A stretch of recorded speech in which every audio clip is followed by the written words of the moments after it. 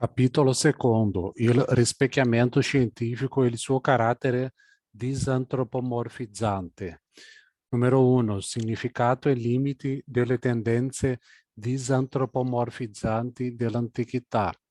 Abbiamo visto come il bisogno di una coscienza della realtà che superi il livello del pensiero quotidiano e non solo di fatto in singole occasioni e quasi per caso, ma essenzialmente dal punto di vista metodologico e qualitativo scaturisce dalle esigenze vitali della vita quotidiana e anzitutto dal lavoro.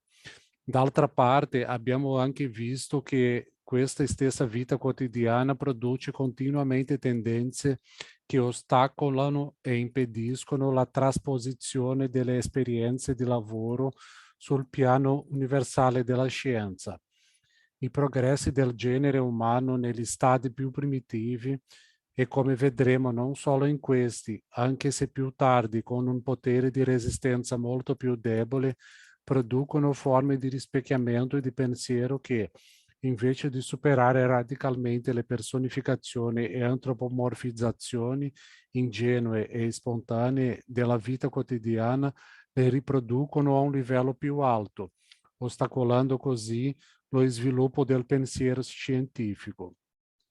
Engels caratterizza in pochi tratti questa situazione. Già il giusto rispecchiamento della natura è estremamente difficile, prodotto di una lunga esperienza storica. Le forze naturali per gli uomini delle origini sono qualcosa di estraneo, misterioso e superiore. Ad un certo stadio che tutti i popoli civili hanno attraversato, l'uomo le assimila mediante la personificazione.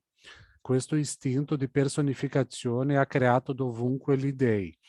È il consensus gentium della dimostrazione dell'esistenza di Dio prova appunto soltanto l'universalità di questo istinto di personificazione come necessaria fase di transizione e quindi anche della religione.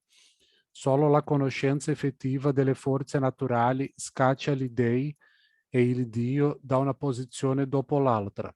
Questo processo è ora così avanzato che si può considerare definitivamente concluso dal punto di vista teoretico. Questa lotta tra le forme superiori di personificazione e le forme scientifiche del pensiero all'inizio dell'evoluzione umana si è sviluppata pienamente solo in Grecia. Solo qui essa assume la forma di un'alternativa teorica e di principio e dà quindi origine ad una metodologia del pensiero scientifico che ha costituito la premessa perché questo tipo di rispecchiamento della realtà potesse diventare, attraverso l'esercizio, l'abitudine, la tradizione, eccetera, un tipo di comportamento generale e costantemente operante degli uomini e perché non solo i suoi risultati immediati arricchissero la vita quotidiana, ma il suo metodo influenzasse e in parte trasformasse radicalmente la prassi di ogni giorno.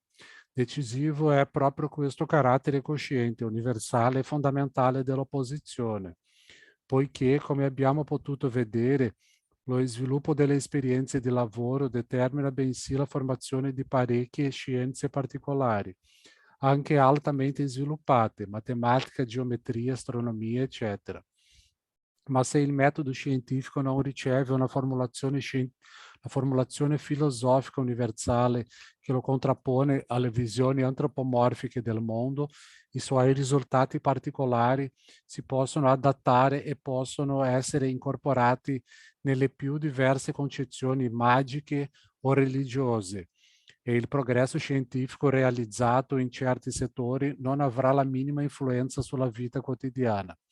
Questa possibilità è ulteriormente accresciuta dal fatto che la scienza suole essere, in questi casi, il monopolio, il segreto di una casta chiusa, per lo più sacerdotale, che impedisce ad arte istituzionalmente che il metodo scientifico si trasformi in una concezione generale del mondo. Il posto speciale occupato in questo sviluppo della Grecia, in cui si incarna, secondo Marx, l'infanzia normale del genere umano, ha ragioni sociali molto precise. Anzitutto la forma particolare di dissoluzione della società gentilizia. Marx dà a questo proposito un'analisi dettagliata e approfondita, di cui dobbiamo limitarci a rilevare i punti essenziali. Decisivo ci pare il fatto che il singolo diventa proprietario privato e non semplice possessore della sua parcella di terra, ma che nello stesso tempo questa proprietà privata è vincolata al fatto di appartenere alla comunità. Apri virgolette, premessa per potersi appropriare del terreno resta ancora l'appartenenza alla comunità, ma come membro della comunità il singolo è proprietario privato. Chiude parentesi. Questo ha per i rapporti di produzione la naturale conseguenza che in Grecia non si determina la schiavitù di Stato, come in Oriente, ma gli schiavi appartengono sempre ai proprietari privati. È chiaro che una struttura sociale del genere deve riflettersi anche sul piano della coscienza, nel senso di uno sviluppo sempre maggiore e più differenziato del rapporto soggetto-oggetto, in confronto alle formazioni in cui sopravvivono, da un lato, le forme comunitarie della vita sociale originaria del comunismo primitivo e dove, d'altra parte, le singole comunità, nonché godere della libertà e autonomia di cui godono in Grecia, sono soggette a un dominio centralizzato, tirannico, Oriente. Questa tendenza di sviluppo è ancora rafforzata e accelerata dal fatto di essere strettamente connessa con la nascita e il rapido sviluppo delle città, di una civiltà cittadina. Di queste strutture si è formata in Grecia la base, apri virgolette, la base non è la campagna, ma la città come sede centro della gente di campagna, proprietari terrieri. Il campo appare come territorio della città, non già il villaggio come semplice appendice della campagna, chiude virgolette. Non è qui il luogo di analizzare la problematica insolubile di questa formazione sociale. Aggiungeremo solo per completezza che Marx vede nel fatto che i patrimoni restino relativamente uguali la base e la condizione della fioritura di questa comunità, apri virgolette. La premessa del conservarsi della comunità è il mantenimento dell'uguaglianza fra i suoi liberi, self-sustaining peasants, e il lavoro personale come condizione della durata della loro proprietà, chiude virgolette. Questi tratti fondamentali dello sviluppo economico hanno una conseguenza estremamente importante per il nostro problema, la democrazia politica che sorge su questo terreno e che è naturalmente una democrazia di proprietari e di schiavi. Si estende anche al campo della religione, rendendo possibile assai presto una larga emancipazione dello sviluppo scientifico dai bisogni sociali e ideologici della religione. Jacob Burckhardt attribuisce un'importanza decisiva a questa nuova situazione e alle sue conseguenze. Apri virgolette. Qui soprattutto non era avvenuto che i preti facessero della religione e della filosofia una sola cosa, e in particolare la religione non era legata, come abbiamo detto, ad una casta che, come custode tradizionale del sapere e della fede, avrebbe potuto arrogarsi anche il possesso esclusivo del pensiero, chiude virgolette. Ma questa è solo la condizione negativa e liberante dello sviluppo di un metodo e di una visione scientifica del mondo. Le stesse tendenze di sviluppo della società greca che abbiamo appena descritto producono, d'altro lato, un disprezzo sociale del lavoro di cui si possono osservare le conseguenze nel corso di tutta la storia della scienza e della filosofia greca. Marx prende in giro Nassau Senior per aver chiamato Mosè, apre virgolette, un lavoratore produttivo, chiude virgolette, e sottolinea la netta opposizione fra l'atteggiamento verso il lavoro proprio dell'antichità e quello del capitalismo. Apre virgolette, era Mosè d'Egitto o Mosè Mendelssohn? Mosè avrebbe certo ringraziato il signor Senior per averlo classificato come un lavoratore produttivo, nel senso smithiano. Questi uomini sono così soggiogati dalle loro idee fisse borghesi che penserebbero di offendere Aristotele o Giulio Cesare, chiamandoli lavoratori produttivi. Questi avrebbero considerato come un'offesa già il titolo di lavoratore, chiude virgolette. Questi avrebbero considerato come un'offesa già il titolo di lavoratore. Sono poste così per la prima volta le premesse sociali di una chiara separazione del rispecchiamento scientifico della realtà da quello quotidiano come pure da quello religioso. Solo questa conquista dell'autonomia della scienza permette di elaborare a poco una metodologia scientifica unitaria e una concezione del mondo corrispondente, di determinare le diverse categorie nella loro pura forma scientifica, di generalizzare e sistematizzare i singoli risultati della prassi e della ricerca e così via. Se la scienza acquista così la libertà di svilupparsi secondo le proprie leggi immanenti, ciò non significa naturalmente che la sua evoluzione avvenga senza conflitti. Tutt'altro. Solo così diventa possibile esprimere chiaramente e formulare scientificamente la sua opposizione di contenuto e di metodo alla religione e anche al pensiero quotidiano. Proprio per questo sarebbe un errore concepire questa libertà in senso assoluto, da quanto abbiamo constatato prima, dal fatto che, cioè, la religione e il ceto sacerdotale greco non poterono asservire la scienza ai propri scopi, non è affatto lecito concludere che i rapporti fra religione e la scienza siano stati pacifici. L'elaborazione delle categorie e dei metodi specifici della scienza implicava necessariamente una lotta sempre più risoluta contro ogni forma di personificazione e quindi contro quei miti in cui si è oggettivata la religiosità greca.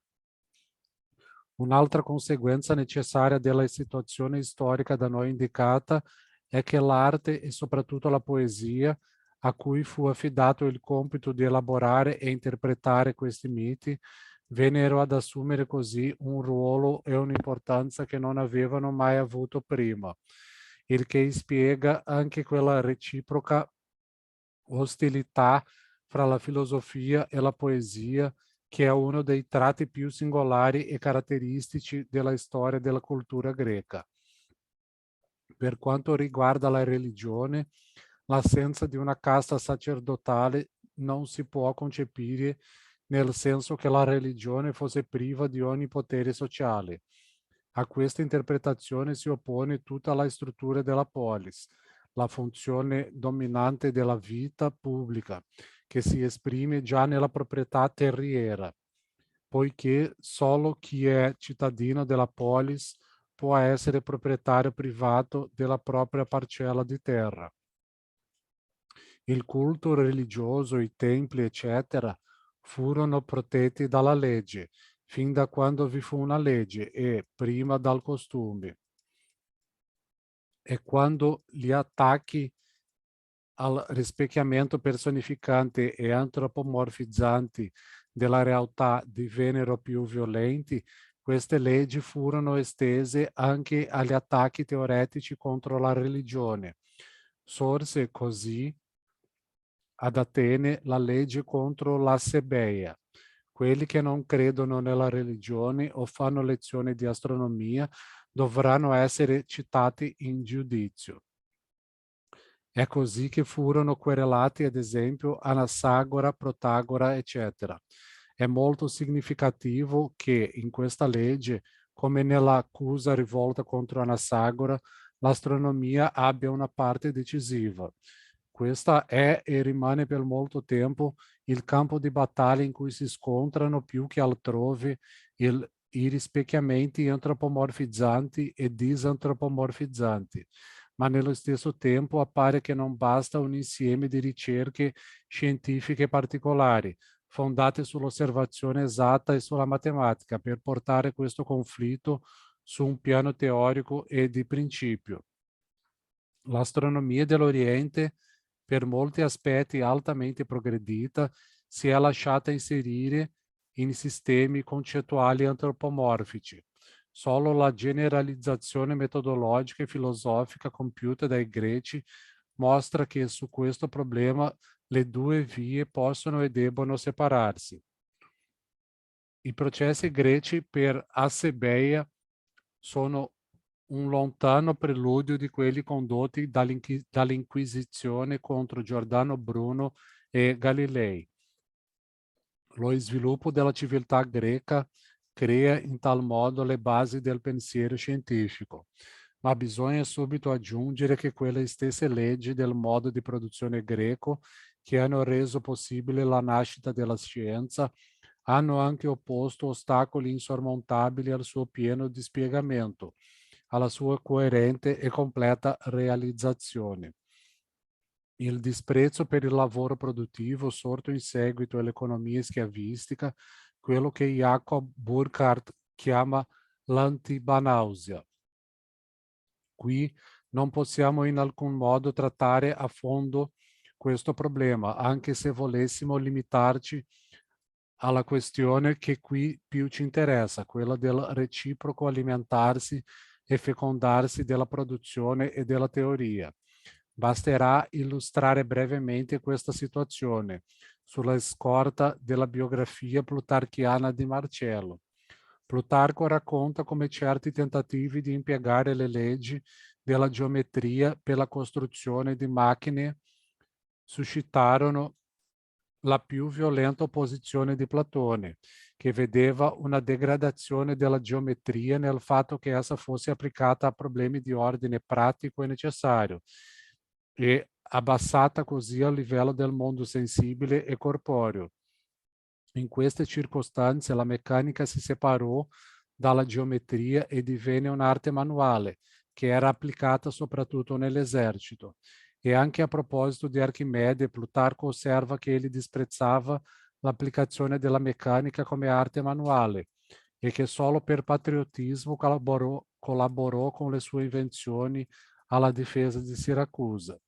Il disprezzo del lavoro produttivo non è naturalmente che il rovescio ideologico del fatto che in un'economia schiavistica l'impiego di macchine, e cioè di una razionalizzazione scientifica del lavoro, è economicamente impossibile. Ciò ha per conseguenza che nell'evoluzione greca i risultati della ricerca teorica non poterono avere un'influenza decisiva sulla tecnica della produzione, né per converso i problemi della produzione poterono fecondare e favorire i progressi della scienza. È significativo che la maggior parte delle ingegnose invenzioni di Erone furono considerate nell'antichità semplici giochi e trastulli, e toccò alla scienza del Rinascimento trarre da esse conseguenze veramente pratiche e quindi anche teoriche. Questo limite caratterizza praticamente tutta la scienza e la filosofia greca.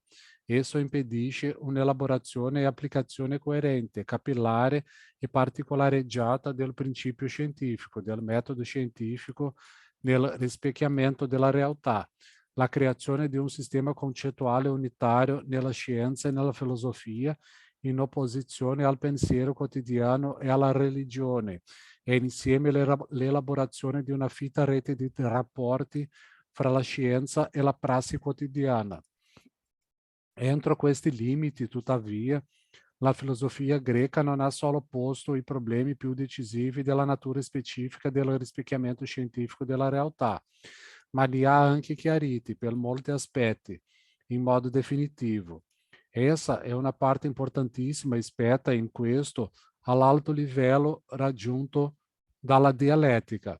Ha elaborato tanto le forme della separazione e dell'opposizione del pensiero scientifico e di quello quotidiano e anche religioso, quanto la funzione del rispecchiamento scientifico al servizio della vita, la sua feconda applicazione alla vita. Conseguenza del limite sopraindicato è che i rapporti reciproci fra la scienza e la vita appaiono molto più concreti nel campo della conoscenza sociale, per esempio nell'etica che nella metodologia delle scienze naturali, dove, specie nelle ultime fasi di sviluppo della filosofia naturale, vengono poste di nuovo al centro, in larga misura, categorie di tipo antropomorfizzante. Ma la linea principale, nonostante tutto, è la fondazione di una vera oggettività della conoscenza, il suo affrancamento di quel soggettivismo che la vita quotidiana non può superare, dove ha un'importanza centrale la critica delle illusioni dei sensi, delle false conclusioni prodotte dall'immediatezza del pensiero quotidiano. Da questo punto di vista, la filosofia dei presocratici rappresenta una svolta nella storia del pensiero umano, che si veda nel fuoco o nell'acqua la sostanza universale da cui devono essere derivati e spiegati tutti i fenomeni della realtà, che si scopra una contraddittorietà dialettica tendenzialmente oggettiva nella quiete o nel movimento.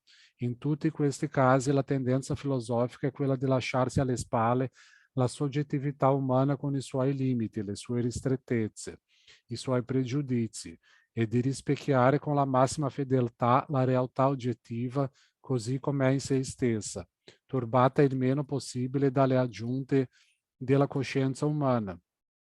Questo movimento raggiunge il suo culmine nell'atomismo di Democrito e di Epicuro, dove tutto il mondo fenomenico, quale appare all'uomo, è già concepito come necessario prodotto dei rapporti dei movimenti delle parti elementari della materia. Se è vero che nella filosofia greca ricompare sempre, e in particolare in questa sua espressione più alta, la debolezza da noi descritta, l'incapacità di trasformare il principio filosofico giustamente compreso e in metodo effettivo di indagine scientifica, in grado di compenetrare le ricerche particolari, è però indubbio che essa ha trovato qui il modello metodologico definitivo del rispecchiamento della natura, indipendentemente dalle modifiche che dovranno essergli apportate nei particolari. Se si analizzano le basi metodologiche dei risultati raggiunti da Talete fino a Democrito e Epicuro, si possono fare due constatazioni fondamentali. In primo luogo, che una vera comprensione scientifica della realtà oggettiva è possibile solo a patto di una rottura definitiva con la visione personalizzante e antropomorfica. Il rispecchiamento scientifico della realtà è una disantropomorfizzazione sia del soggetto che dell'oggetto della conoscenza. Dell'oggetto in quanto il suo in sé è epurato e per quanto possibile da tutte le incrostazioni antropomorfiche del soggetto, poiché questo si orienta ora nel senso di controllare continuamente le proprie intuizioni e rappresentazioni, i propri concetti, per scoprire le deformazioni antropomorfiche dell'oggettività che possono entrare nella sua ricezione della realtà. L'elaborazione concreta e dettagliata sarà il risultato di uno sviluppo successivo, ma le basi metodologiche sono già poste qui, nel fatto che il soggetto della conoscenza escogita strumenti, procedimenti speciali con l'aiuto dei quali egli libera da un lato la ricezione della realtà dai limiti della sensibilità umana e dall'altro automatizza, per così dire, il controllo delle proprie operazioni. Ma a proposito di questo problema della disantropomorfizzazione, bisogna osservare, in secondo luogo, che la sua attuazione va di pari passo con l'avvento alla consapevolezza del materialismo filosofico. Abbiamo visto che il materialismo originario e spontaneo della vita quotidiana non può offrire nessuna protezione intellettuale contro l'invadenza e il predominio della personificazione idealistico-religiosa. Perciò il materialismo filosofico, che sorge solo a un livello relativamente alto di civiltà, non è affatto la sua diretta continuazione, il suo logico sviluppo. Esso si può anche appoggiare naturalmente su esperienze di questo genere, ma anche questo avviene in forma già del tutto critica e dialettica, in quanto da un lato le impressioni sensibili immediate sono prese come fondamento e difese contro le mistificazioni idealistiche, ma d'altro lato sono sottoposte a loro volta un vaglio critico sempre più severo. La spontanea convinzione dell'esistenza di un mondo esterno indipendente dalla coscienza umana subisce dunque una trasformazione qualitativa, quando è elevata a coscienza filosofica, concezione universale del mondo. Solo così fa il suo ingresso nella filosofia la lotta cosciente tra il materialismo e l'idealismo e diventa il suo problema centrale. E il grado raggiunto da questa universalizzazione materialistica che determina anche l'ampiezza e profondità con cui la scienza è permeata dal rispecchiamento e dalla struttura concettuale disantropomorfizzante, delimita nello stesso tempo anche il terreno della lotta fra materialismo e idealismo. Non è naturalmente nostro compito descrivere questo conflitto, nemmeno a grandi linee. Dobbiamo solo osservare che nel corso della storia il materialismo disantropomorfizzante conquista regioni sempre più ampie del sapere umano, che l'idealismo è costretto, volente o nolente, a sgombrare, così che le possibilità, il campo d'azione dell'idealismo si vengono sempre più restringendo, ciò che non implica naturalmente una capitolazione da parte sua, ma a volte un inasprimento dei conflitti, anche se in condizioni mutate. Ma è caratteristico delle debolezze del materialismo greco, del modo greco di disantropomorfizzazione derivante dall'economia schiavistica, che queste nuove forme compaiono per lo più solo dopo il Rinascimento. E anche in questo periodo si verificano ancora aspre contese che hanno per oggetto il carattere antropomorfizzante di tutta la conoscenza umana, Flood contro Keplero e Gassendi. Corrisponde alla situazione della cultura greca che la tendenza disantropomorfizzante dei presocratici culmini necessariamente in una critica dei miti, che determinano il contenuto e la forma della visione religiosa di quell'epoca. E poiché nella loro elaborazione, reinterpretazione, eccetera, la poesia svolge una funzione più decisiva che in ogni periodo successivo della storia. Questa critica della religione viene a colpire anche la poesia. La cosiddetta ostilità all'arte della filosofia greca, dai presocratici a Platone, ha qui le sue radici spirituali, nella ripresa delle tendenze alla disantropomorfizzazione a partire dal Rinascimento. Questi attacchi contro l'arte scompaiono o hanno, quantomeno, una parte del tutto episodica. Ciò dipende, da un lato, dallo sviluppo delle scienze esatte e dalla maggior concretezza che assumono quindi le categorie disantropomorfizzanti, per cui diventa possibile vedere nell'arte una forma diversa, specifica di rispecchiamento della realtà. Si pensa alla posizione assunta da Galileo, Bacone, eccetera, nei confronti dell'arte.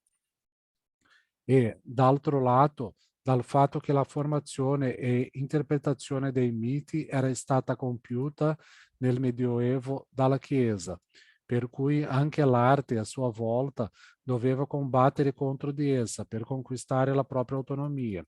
Questa lotta contro ogni specie di antropomorfismo trova la sua formulazione più radicale nelle celebri sentenze di Xenofane, apre virgolette, ma i mortali si immaginano che gli dei siano nati e che abbiano vesti, voce e figure come loro, chiude virgolette. Apre virgolette, ma se i bovi, i cavalli e i leoni avessero le mani e potessero disegnare con le mani e fare opere come quelle degli uomini, simili ai cavalli, il cavallo raffigurerebbe gli dei, e simili ai bovi, il bove, e farebbero loro dei corpi, come quelli che ha ciascuno di loro, chiude virgolette. Gli etiopi, apre virgolette, gli etiopi dicono che hanno che i loro dei hanno il naso camuso e sono neri, i traci che hanno gli occhi azzurri e i capelli rossi, chiude virgolette. Queste affermazioni rappresentano, nella storia del pensiero umano, una svolta di estrema importanza. Ciò che era apparso fino allora, dalla magia primitiva fino alla religione pienamente sviluppata, il principale criterio di spiegazione dei fenomeni naturali e sociali, il principio centrale della realtà veramente oggettiva, diventa ora un fenomeno soggettivo della società umana che ha bisogno a sua volta di spiegazione.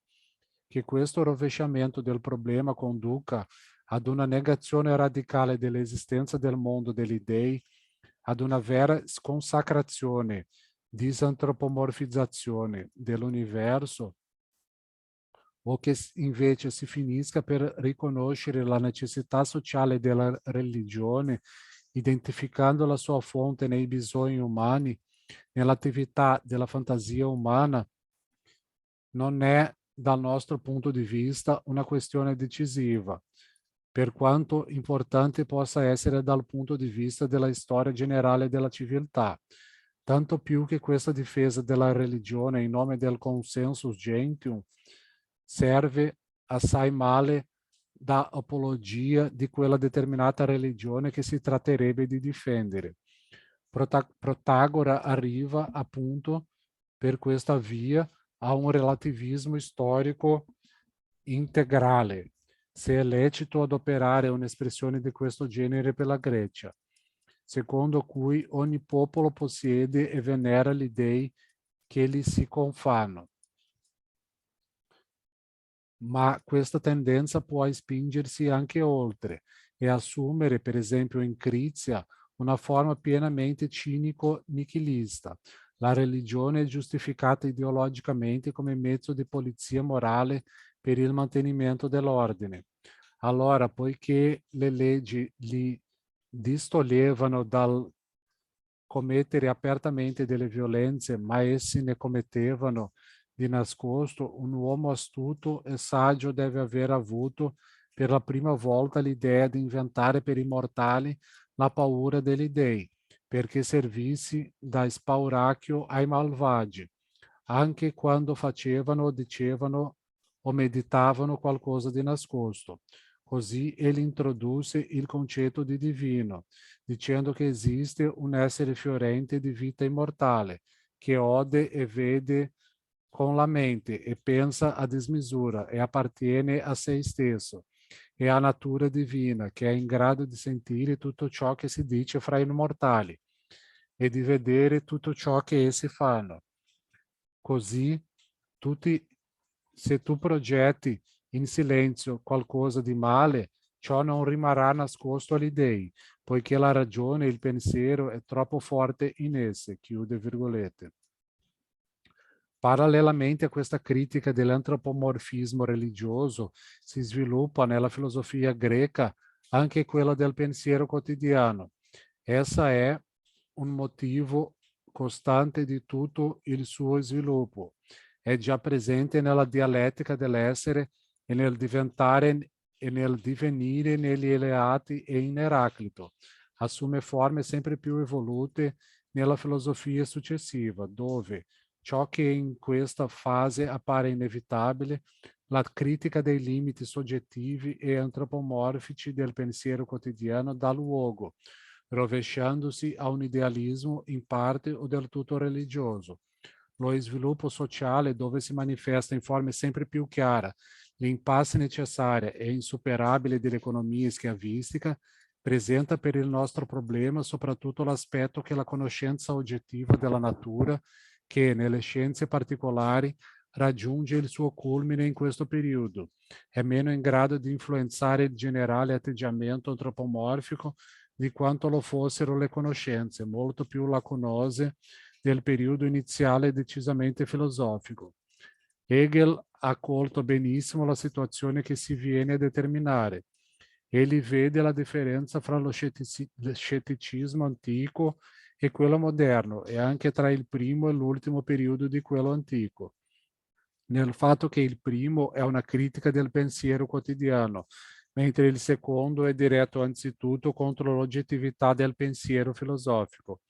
È chiaro che a noi interessa proprio il primo periodo, a integrazione di quanto abbiamo finora esposto, nelle pagine precedenti, mentre il secondo, come elemento della reazione a cui accennavamo, esula per ora dal quadro della nostra ricerca. Hegel osserva a proposito del primo periodo, apre virgolette, ma il contenuto di questi troppi dimostra qualche cosa di più. Essi sono tutti diretti esclusivamente contro il dogmatismo dell'intelletto comune. Nessuno colpisce la ragione e la sua propria forma di conoscenza, ma tutti, senza eccezione, il finito, la coscienza del finito, l'intelletto. Questo scetticismo è quindi rivolto contro l'intelletto e la coscienza comune, che fissa il dato, il fatto e il finito, che questo finito si chiami fenomeno o concetto, e si aggrappa ad esso come qualcosa di certo, sicuro, eterno. Quei troppi scettici gli mostrano la precarietà di siffate certezze in una maniera che è familiare alla conoscenza comune. Chiude virgolette. Basta leggere le considerazioni di Sesto Empirico sui suoi primi topi per vedere che egli analizza le possibilità di errore dei sensi umani, prodotte cioè dalla sensibilità, attirando l'attenzione sulle contraddizioni che ne sorgono necessariamente. L'interpretazione hegeliana di questo genere di scetticismo si riassume nella affermazione che esso può, apri virgolette, essere considerato come il primo passo verso la filosofia, chiude virgolette, poiché le antinomie che così si determinano illustrano la falsità del semplice pensiero quotidiano. Hegel parla qui del finito e sottolinea espressamente che non ha importanza che si tratta di fenomeni di concetti. Il momento decisivo è per lui la dialettica, che attraverso queste antinomie dissolve il dogmatismo, l'immediatezza antropomorfica soggettiva e conduce quindi, mediante questa liberazione, all'oggettività della conoscenza del mondo come esso è in sé. Allo stesso modo, ele mostra a um livello essencialmente superiore, ma in riferimento allo stesso problema, le antinomie della geometria in rapporto al pensiero quotidiano. Apri virgolette. Così, per esempio, prendiamo per buoni, senza metterli in questione, il punto e lo spazio. Il punto è uno spazio e un semplice nello spazio. Non ha dimensioni. Ma se non ha dimensioni, non è nello spazio, nella misura in cui l'unità spaziale la chiamiamo punto. Ma se questo deve avere un senso, essa deve essere spaziale, e in quanto spaziale deve avere dimensioni. Ma allora non è più un punto. Il punto è la negazione dello spazio, in quanto è al limite dello spazio e come tale tocca lo spazio. Questa negazione partecipa quindi dello spazio, è essa stessa spaziale ed è quindi qualcosa di inconsistente in sé, ma perciò anche di dialettico in sé. Chiude virgolette. Osserviamo qui incidentalmente che questo problema compare già in Protagora ed è stato trattato anche da Platone nella lettera settima, come da Aristotele nella metafisica.